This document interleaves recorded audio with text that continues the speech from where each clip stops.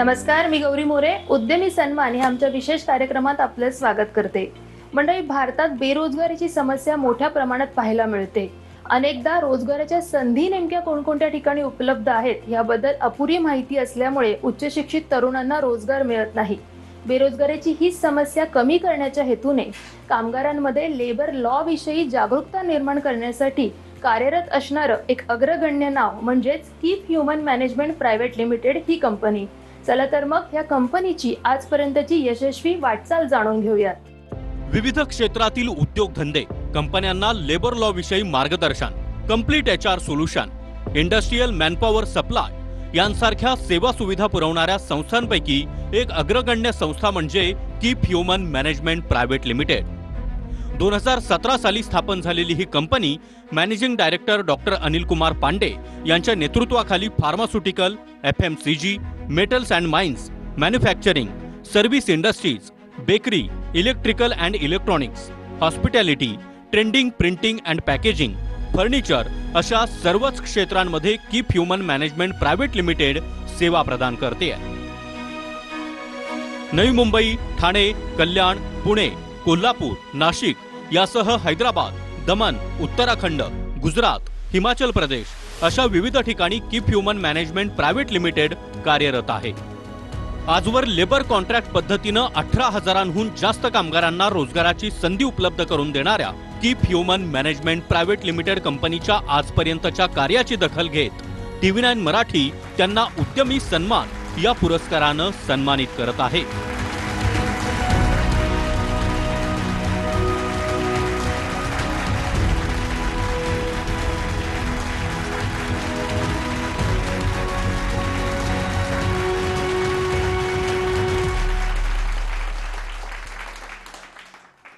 तर आता आपल्या सोबत आहेत कीप ह्युमन मॅनेजमेंट प्रायव्हेट लिमिटेडचे संस्थापक आणि managing director doctor Anil Kumar Pandey sir.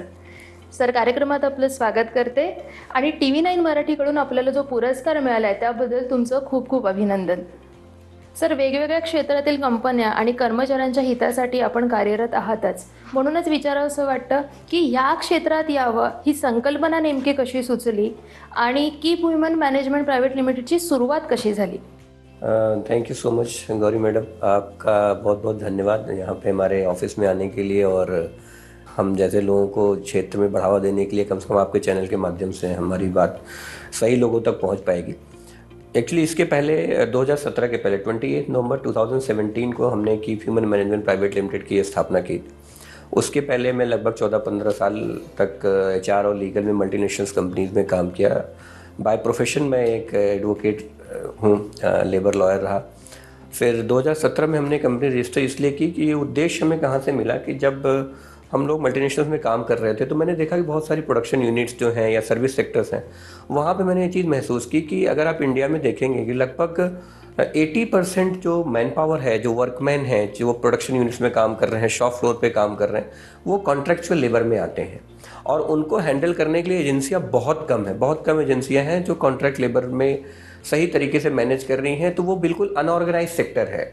आज भी अगर आप देखें तो जो स्मॉल स्केल इंडस्ट्रीज़ हैं, MSMEs हैं, उनका इंडिया के ग्रोथ में कंट्रीब्यूशन लगभग 60 से 70% है. इसीलिए बार बार गवर्नमेंट MSME स्कीम्स लाती है, उनके इंसेंटिव्स लाती है, क्योंकि जो आप देखते हैं बड़ी बड़ी कंपनीज काम कर रही हैं, उनका प्रोडक्शन के पीछे जॉब वर्क जो है वो MSME सेक्टर बहुत बड़ा है. तो वहाँ पे मैनेज करने के लिए उन लेबरर्स को, उन वर्कमैन्स को एक प्लेटफॉर्म देने के लिए गवर्नमेंट ने जो बहुत सारी सोशल सिक्योरिटी स्कीम अप्लाई की हुई हैं, जो MSME सेक्टर के वर्कर्स को होती हैं, प्रोडक्शन यूनिट्स के वर्कर्स को होती हैं, वो उनको एजुकेट करने के लिए कोई संस्था नहीं है, ना एम्प्लॉयर्स को एजुकेट करने के लिए कोई संस्था है. तो वहाँ पे मेरे दिमाग में ये आई कि यार इतना बड़ा फील्ड जो इंडिया में इतना बड़ा कंट्रीब्यूशन दे रहा है हमारे इकोनॉमिक ग्रोथ में, तो उसको क्यों ना हम चैनलाइज करें. तो स्लोली ग्रेजुअली हमने ये ट्राई किया कि इस कंपनी के माध्यम से हम जितने भी कॉन्ट्रेक्चुअल वर्कमैन हैं या लेबर लॉ कंप्लायंसेस हैं, जो कंपनीज MSMEs में काम करती हैं, जो मेरा कोर सेक्टर एरिया है, उनको हम ये बेनिफिट एज ए कंसल्टेंट पहुंचा सकें, उनको बता सकें कि क्या क्या बेनिफिट ये है जो गवर्नमेंट उनको दे रही है, जो फैसिलिटीज़ अवेलेबल हैं उनको कैसे वो अवेल कर सकते हैं. ये एक उद्देश्य रहा कि इस जो पुअर वर्कमैन है हमारा, जो हमारे इकोनॉमी में इतना ग्रोथ कर रहा है, उसको कैसे हम चैनलाइज कर सकें, मेन स्ट्रीम में ला सकें, ताकि देश को इकोनॉमिक ग्रोथ मिल सके और हमारे जो इंडस्ट्री के जो प्रमोटर्स हैं, जो बिजनेसमैन हैं, जो एंटरप्रेन्योर्स हैं, उनको कैसे हेल्प मिल सके। तो ये मेन मोटिव रहा इसको स्टार्ट करने का। म्हणजे सर एकंदरीतच भारतीय कामगार बाजारपेठेत असणारी कमतरता किंवा गरज लक्षात घेऊन आपण ह्या कंपनीची स्थापना केलीत. म्हणूनच आपल्या कंपनीमार्फत नेमक्या कोणत्या मुख्य सेवा पुरवल्या जातात आणि त्या कोणकोणत्या क्षेत्रांना पुरवल्या जातात? जैसे मैंने आपको बताया शुरू में ही कि ये जो कंपनी है वो हमारा 3 वर्टिकल में actually keep human management private limited काम कर रही है। पहला है कॉन्ट्रैक्चुअल स्टाफिंग, जिसको थर्ड पार्टी मैन पावर बोलते हैं, जहाँ पे बहुत सारी कंपनीज हैं जो मैन पावर लेती हैं, बट उन्हें हैंडल कैसे करना है, उनके लीगल कंप्लायंसेस को कैसे मैनेज करना है। तो इसके लिए हम लोग कॉन्ट्रैक्ट स्टाफिंग जो वर्ड बोलते हैं, टर्मिनोलॉजी यूज़ करते हैं कि we take the people on contractual roles of the keep human, though it is being managed and hired and fired by the principal employer, but thoroughly being managed by the keep human private limited. तो पहला तो ये हो गया, contract staffing हमारी main core service है। दूसरा हमारा वर्टिकल है वो है लेबर लॉ कंप्लायंसेस का। अगर आप इंडिया में देखेंगे तो हिंदुस्तान में लगभग 44 लेबर लॉज हैं। बहुत कम लोगों को ये जानकारी है, कम आपके चैनल के माध्यम से मैं इस बात को पहुंचा पा रहा हूँ कि 44 लेबर लॉज इंडिया में एप्लीकेबल हैं, सेंट्रल और स्टेट पुट टुगेदर। तो उन ऑल 44 लेबर लॉज को उनकी कंसल्टेंसी वर्क, उनका स्टैट्यूटरी कंप्लायंस एंड लाइजनिंग, वो keep human management private limited अपने बैक स्टाफ टीम के साथ, अपने फील्ड स्टाफ की टीम के साथ मैनेज कर रही है। तीसरा है कुछ क्षेत्रों में, जब हमने 2017 में स्टार्ट किया था, तो जैसा होता है कि आप जब बिगिनर होते हैं तो कोई शायद ही आपको चांस देने के लिए तैयार होता है। तो वहाँ पे हमने क्या किया कि मैन पावर सप्लाई में भी हम गए। जो आप देखेंगे बहुत सारे कॉन्ट्रैक्टर हर एरिया में मिलेंगे, कोई मोस्टली तो अनएजुकेटेड लोग होते हैं, तो कुछ स्टार्ट करना था, तो वो एक हमारे पास ट्रिगरिंग पॉइंट था, इनिशिएटिंग पॉइंट था। तो वहाँ से हमने वर्कमैन सप्लाई भी कुछ क्षेत्रों में हम लोग जो डायरेक्टली कॉन्ट्रैक्चुअल मैन पावर हम लोग जो है वो प्रोडक्शन यूनिट्स को दे रहे हैं। तो ये 3 है, एक कॉन्ट्रैक्ट स्टाफिंग है, दूसरा है complete labour law compliances and liaisoning, and third है हमारा अनस्किल्ड मैन पावर सप्लाई। तो ये 3 कोर वर्टिकल एरिया हमारे हैं जहाँ पे कीप ह्यूमन काम कर रही है। और अगर आप सेक्टर वाइज बात करेंगे, जैसे आपने पूछा कौन कौन से क्षेत्र में है, तो हम लोग ऑलमोस्ट लगभग इंडस्ट्री में कम से कम 20 से 22 इंडस्ट्री में हम लोग मैन पावर में हैं, कॉन्ट्रैक्ट स्टाफिंग में, जिसमें FMCG भी है, हमारा बेकरी भी है, स्टील भी है, इंजीनियरिंग वर्क्स में भी है, फर्टिलाइज़र भी है, एग्रीकल्चर भी है, और आपके मल्टीपल प्रोडक्शन यूनिट, जैसे आप इलेक्ट्रिकल भी है, इलेक्ट्रॉनिक्स भी है। तो बहुत सारे सेक्टर हैं, लगभग 20 से 22 सेक्टरों में हम लोग ये लाइजनिंग का काम कर रहे हैं, और ये कंपनियां हमारे साथ एसोसिएटेड है। और इसी के माध्यम से ये भी बताना चाहूँगा कि हम लोग लगभग 4 से 5 स्टेट्स में भी हमारे वर्टिकल ऑफिस भी चल रहे हैं। ये तो हमारा मेन हेड ऑफिस है, जो पे हमारा पूरा कॉर्पोरेट लाइजनिंग होती है, ऑल इनवाइसिंग, अकाउंट्स, ये सारी चीज़ें यहीं से मैनेज होती हैं। बट हमारा कोल्हापुर में भी एक ऑपरेशनल ऑफिस है, हमारा सूरत में भी एक ऑपरेशनल ऑफिस है। तो सूरत से हम लोग वलसाड़, दमन, उमरगांव, वापी, ये सारा एरिया कंट्रोल करते हैं। कोल्हापुर से हम लोग सतारा, सांगली, कोल्हापुर, पूना हैंडल करते हैं। एक ऑफिस हमारा पौंटा साहिब हिमाचल प्रदेश में है, जहाँ से हम लोग बद्दी, कालम और पौंटा साहिब मैनेज करते हैं। एक ऑफिस हमारा हरिद्वार में है, जहाँ से हम लोग सेडकुल, सेलाकुई और देहरादून एंड हरिद्वार, ये एरिया हम वहाँ से। तो ऑपरेशनल फील्ड हमारी अलग अलग जगह बैठती है, बट उनका जो कोर कमांड है, जो सेंट्रल कमांड यूनिट है, वो यहाँ से है। तो इतने सारे स्टेट्स में हम लोग very short span of time, by the grace of God and मेरे एक्स मदर फादर, जिनका आशीर्वाद रहा कि बहुत 8 से 9 साल का पीरियड है, अगर आप 2017 से देखेंगे तो उतने में हम लोग 4-5 स्टेट्स में पहुंच पाए, इतने मल्टीपल सेक्टर्स में काम कर पाए। उसके पीछे हमारी मेहनत, हमारी टीम की मेहनत, दिन रात जो लगे हुए हैं, उनका बहुत बड़ा योगदान है। और हाईली सेटिस्फैक्शन रेशियो है हमारा, हमारे वेबसाइट पे भी जाएंगे तो आपको दिखेगा। और एक जो सबसे बिगेस्ट अचीवमेंट मैं अपनी लाइफ का मानता हूँ, वो ये है कि आज तक कोई भी बड़ा client since the beginning of my company, आज तक कोई हमें छोड़ के गया नहीं है। Thanks to all my clients and all my back office staff team. नक्कीच सर, एकंदरीतच सर्व क्षेत्रात आपल्या कंपनीमार्फत सेवा पुरवली जात आहे. आपल्या कंपनीचा मूळ उद्देशच हा आहे की लेबर लॉ विषयी कामगारांमध्ये जागरूकता निर्माण करणे. म्हणूनच तुम्हाला विचारावं असं वाटतं की आपल्या भारतीय कामगारांविषयी जे कायदे आहेत त्याचा लँडस्केप नेमका कसा आहे? अगर आप हिंदुस्तान में देखेंगे तो बहुत सारे लोगों को जो स्टार्ट करते हैं बिजनेस, उन्हें कुछ बिल्कुल आइडिया नहीं होता है। सबसे पहला कोई एक शायद मूवी भी आई थी, I just forget the name of that movie, उसमें शायद एक डायलॉग है अभिषेक बच्चन का कि साहब जज साहब हमने तो धंधा शुरू किया था, हमें क्या पता, हमें तो सेल्स और परचेज आता था, विच इज़ ट्रू, क्योंकि सेल परचेज अकाउंट्स बैकबोन होते हैं किसी कंपनी के। तो एजुकेशन नहीं होता उस फील्ड का, फिर उन्हें गाइड करने वाले लोग नहीं होते हैं, मिस गाइड करते हैं। तो उनका मैं फॉल्ट नहीं मानता हूँ। जो लोग भी एंटरप्रेन्योर्स हैं, जो भी स्टार्टअप कर रहे हैं, आज आप देखेंगे जैसा प्राइम मिनिस्टर बोलते हैं बहुत सबसे ज़्यादा स्टार्टअप पूरे विश्व में जो है वो भारतवर्ष में हो रहे हैं, तो वहाँ पे उनको एक प्लेटफॉर्म मिल नहीं पाता है। तो इसीलिए ये जैसे आप लोग जो प्रयास कर रहे हैं, चैनल वाले जो कर रहे हैं, बहुत अच्छा इनिशिएटिव है आपका। कम से कम आपके माध्यम से में हमारी बात उन तक लोगों तक पहुंच पाएगी कि ये बिगिनिंग में ही अगर इन चीज़ों को अप्लीकेशन कर पाएँ, अप्लाई कर पाएँ अपने बिजनेस में, तो उनको आगे चल के, क्योंकि जब कंपनी स्टार्ट होती है तो SOPs डालना, फॉर्मुलेशन करना, एक डिपार्टमेंट सेटअप करना, लाइसेंसिंग करना बहुत इजी होता है। जब आप एक लेवल पे चले जाते हैं तो बहुत डिफिकल्ट हो जाता है उसको मैनेज करना, क्योंकि बहुत सारी चीज़ें क्योंकि चेंज दुनिया में कोई पसंद नहीं करता है, ये human tendency, nobody likes to be monitored in this whole world, that's a very famous phrase. तो वहाँ पे फिर बहुत मुश्किल होता है हमें भी जाके पुराने लोगों को चेंज करना, नया सिस्टम लेके आना। तो इसके लिए ये कीप ह्यूमन बहुत प्रयासरत है। और लेबर लॉज बहुत सारे हैं इंडिया में, जैसे मैंने बताया 44 लेबर लॉज हैं, बस शायद ही 3-4 लेबर लॉ को छोड़कर किसी को कुछ पता होगा। सब चले जा रहे हैं, फिर जब बड़ा इंसिडेंट हो जाता है, कुछ हो जाता है, फिर वहाँ पे कीप ह्यूमन अपने रोल में आती है। फिर वो हमें बोलते हैं सर आप हमें पहले कहीं से नहीं मिले। तो शायद आपके माध्यम से हम बहुत पहले पहुंच पाए उन तक जो अभी सोच रहे हैं बिजनेस में आने के लिए। तो लेबर लॉ एक हेल्पफुल है। और एक चीज़ मैं आपको बताऊं, अगर आप देखें बीइंग लॉ ग्रेजुएट, मेरा ये मानना है कि कोई भी लॉ जब बनता है तो लॉ बेसिकली होता है प्रिवेंटिव, यानी क्राइम को या किसी चीज़ को नहीं होने देने के लिए लॉ बनता है। लॉ का 2 काम होता है। दूसरा, अगर लॉ बन गया तो अगर किसी ने गलती कर दी तो गलती करने वाले को सजा कैसे मिले।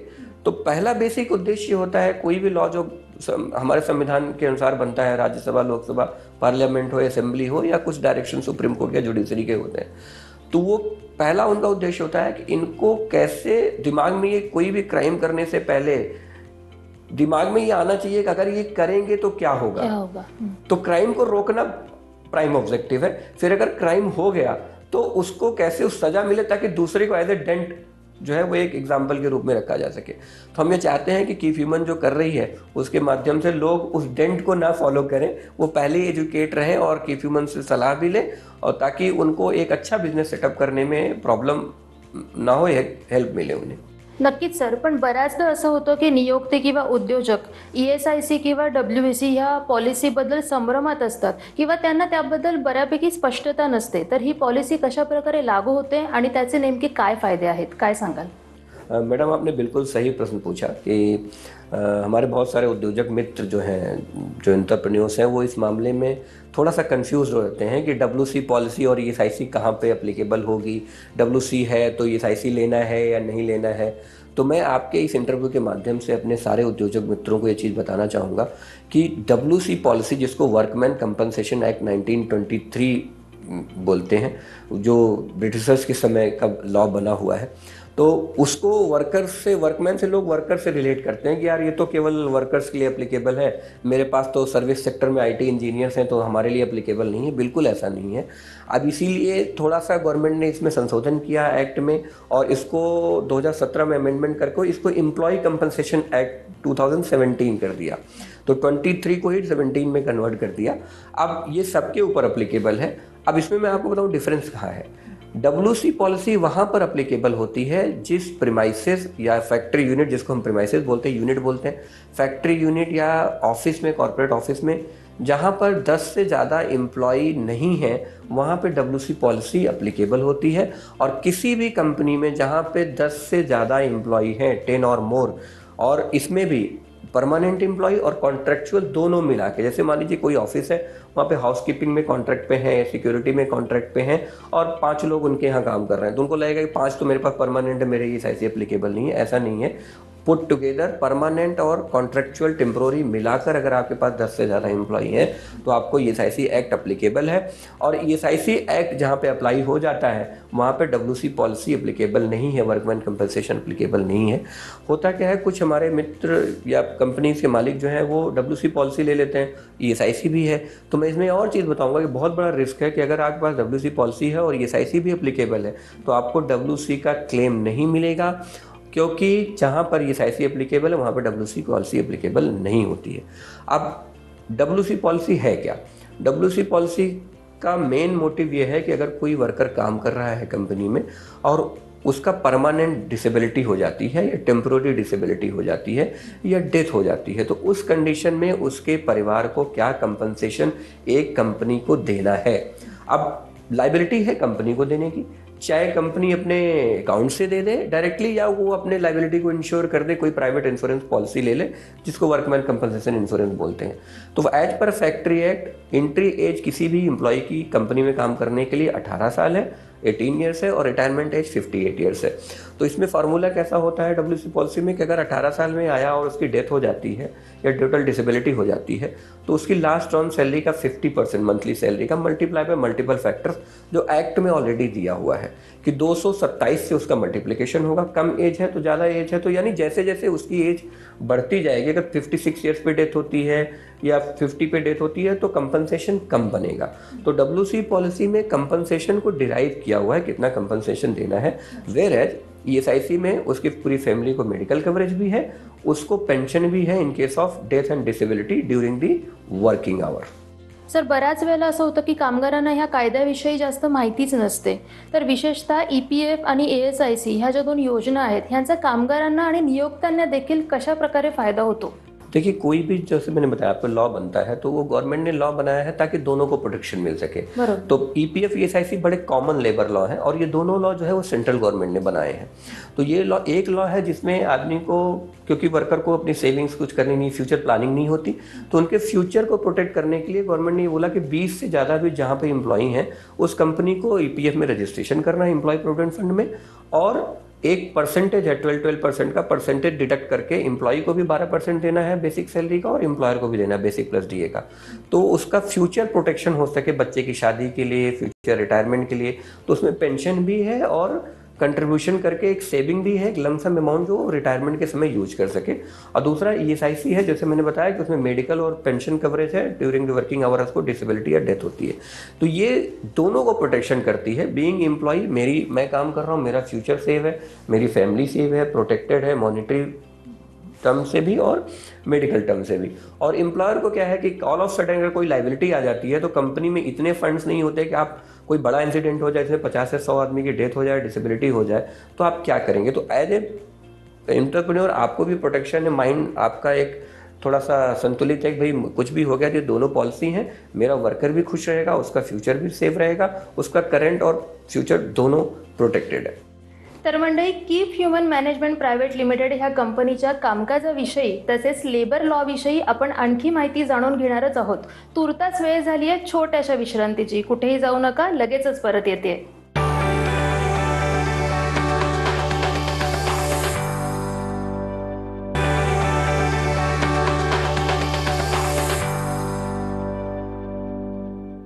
विश्रांतीनंतर उद्यमी सन्मानमध्ये आपलं पुन्हा एकदा स्वागत। आपल्या सोबत आहेत कीप ह्युमन मॅनेजमेंट प्रायव्हेट लिमिटेडचे संस्थापक आणि managing director doctor Anil Kumar Pandey sir. विश्रांतीनंतर कार्यक्रमात आपलं पुन्हा एकदा स्वागत करते। सर, कॉन्ट्रॅक्ट बेसिसवर लेबर पुरवणाऱ्या अनेक एजन्सीज सध्या मार्केटमध्ये कार्यरत आहेत, तर त्यांच्या तुलनेने आपली कंपनी नेमकी कशी प्रभावी आहे किंवा आपल्या कंपनीचं काय वेगळेपण आहे, काय सांगाल? देखिए, बहुत मैं किसी की बुराई तो नहीं करूँगा, क्योंकि मेरा मानना है कि आप अपनी पढ़ाई करके ही आगे बढ़ सकते हैं, यानी आप अपनी सर्विसेज के बारे में बता सकते हैं। तो कीप ह्यूमन कैसे डिफरेंट है और लोगों से, आप हमारे ऑफिस हैं, आपने देखा होगा हमारा एक लार्ज स्केल बैक ऑफिस है जहाँ पर मेरे पास MBA HR है, मेरा CA है, मेरे खुद के इंटरनल लॉयर टीम है। तो सब कुछ हमारा इन हाउस है। We are not dependent on some other agency to ask them and help to my employer कि उनको मैं सजेस्ट कर पाऊँ। And being a law graduate, law professional और 14-15 साल का मेरा एक्सपोजर है, तो एक काफ़ी अच्छा एक्सपोजर माना जाएगा इस इंडस्ट्री में। तो क्योंकि इतनी समस्याओं को मैंने देखा है तो उनको हेल्प कर पाना मेरे लिए ज़्यादा ईजी होता है। दूसरा, हमारा सारी इन हाउस फैसिलिटीज़ हैं और मल्टीपल ऑपरेशन टीम है जो फील्ड में ही डायरेक्शंस को, यहाँ के डायरेक्शंस को फॉलो करके इम्प्लीमेंट करती है। तो आपको एक ही जगह पर आकर ऑल 44 लेबर लॉज की कंसल्टेंसी हम यहाँ से हैंडल करते हैं। तो कोई ऐसा लॉ नहीं है जिसकी जानकारी हमारी टीम को नहीं है। Full fledge back office team है, सारी फैसिलिटीज़ हैं, we have all conference room, everything सारा इन हाउस है। तो हमारा डिपेंडेंसी किसी के ऊपर नहीं है। तो हर चीज़ की नॉलेज एंड लाइजनिंग और रिलेशनशिप हम लोग मेंटेन करके चल रहे हैं। तो इन डेप्थ नॉलेज और टेक्नोलॉजिकल सपोर्ट हमारे पास है, which is make us widely different from my other competitors into this industry. Sir, आपल्या कंपनीने आजपर्यंत 18,000पेक्षा जास्त कामगारांना रोजगाराची संधी उपलब्ध करून दिली आहे. परंतु हा बिझनेस रन करायचं म्हटलं तर अनेक संधी देखील आल्या असतील आणि अनेक आव्हानांना आपल्याला सामोरं जावं लागलं असेल. तर ह्या क्षेत्रातील संधी आणि आव्हानं नेमकी कोणती आणि आपल्या कंपनीचे फ्युचर प्लॅन नेमके काय आहेत, काय सांगाल? देखिए, जब भी आप कोई भी काम स्टार्ट करते हैं, कोई भी, चाहे वो जॉब हो चाहे बिजनेस हो, तो बहुत सारे चैलेंजेस आते ही आते हैं। शुरू में तो जब आप जैसे ओला के जो फ्रेंड है भावेश अग्रवाल जी हमारे फ्रेंड हैं, तो उनको भी बहुत सारे चैलेंजेस आए। तो शुरू में जब हम जाते थे स्टार्टिंग में किसी के पास, तो उनको समझ में नहीं आता था ये क्या है, कैसे है। फिर हमारी कोई बैक ऑफिस टीम नहीं थी, मेरे कोई वर्किंग हैंड नहीं थे, तो मैं ही डायरेक्टर था, मैं ही एग्जीक्यूटिव था, सब कुछ था। तो वही चैलेंजेस बहुत आए कि मार्केट में एक्सेप्टेंस नहीं मिल रही थी, ये क्या है यार, ये क्या है, नया क्या है, ऐसा क्या करेंगे ये लोग। तो वो सारी चीज़ें हम लोगों को समझाने में थोड़ा 1-2 साल निकल गए। तो हमारा वर्क फ्लो आप देखेंगे जेन्युइनली तो 2019 से स्टार्ट हुआ। तो चैलेंजेस बहुत आए, फाइनेंशियल चैलेंजेस थे, टीम ना होने का चैलेंज था, वर्कलोड बहुत था क्योंकि सब कुछ खुद ही करना था। फिर अपॉर्चुनिटीज़ ऐसी हैं कि आज अगर आप देखेंगे कि इंडिया जो है वो 4th लार्जेस्ट इकोनॉमी हो गई है ना, 50वीं अभी 4th लार्जेस्ट इकोनॉमी हो गई है, $4 ट्रिलियन हम पहुंच गए हैं। तो सारी इंडस्ट्री घूम के यहीं से आ रही है, धीरे धीरे चाइना से मूव यहाँ पे कर रही है।